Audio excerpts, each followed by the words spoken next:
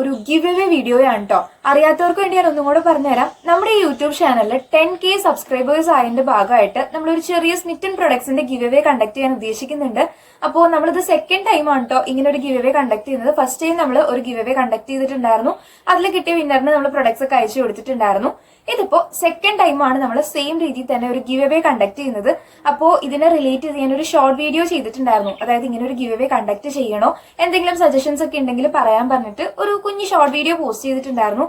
കുറെ റെസ്പോൺസ് അതിന് എനിക്ക് കിട്ടിയിട്ടുണ്ടായിരുന്നു കേട്ടോ. Thank you so much. അപ്പോ എല്ലാവരുടെയും സജഷൻസ് ഒക്കെ പരിഗണിച്ചിട്ടാണ് നമ്മൾ ഈ തവണത്തെ ഗിവ് അവേ കണ്ടക്ട് ചെയ്യാനായിട്ട് പോകുന്നത് കേട്ടോ.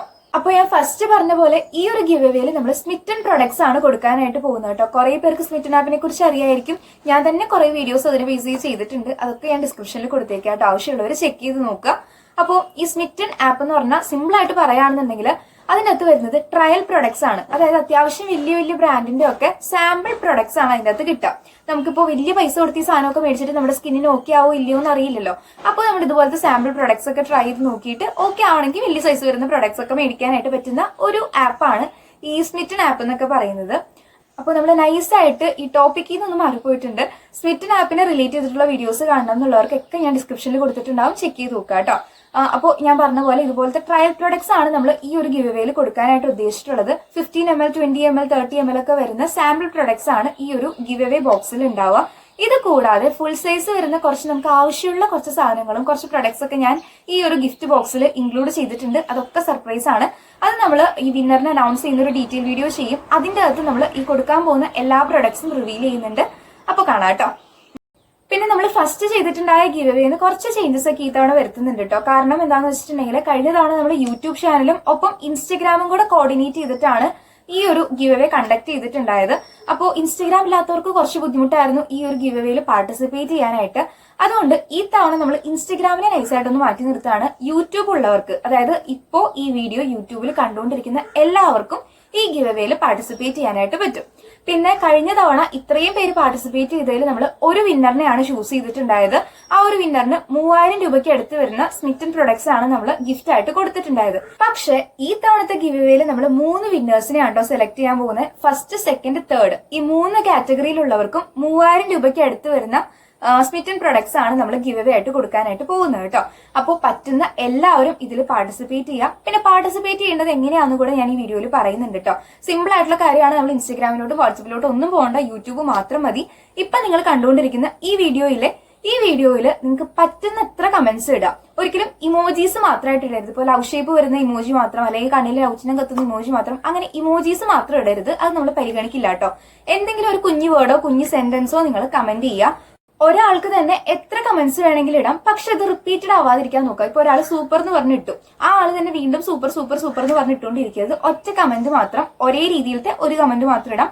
അങ്ങനെ എത്ര കമന്റ്സ് വേണമെങ്കിലും നിങ്ങൾക്ക് ഇടാം. ഓക്കെ, ക്ലിയർ ആയി ഞാൻ വിചാരിക്കുന്നു.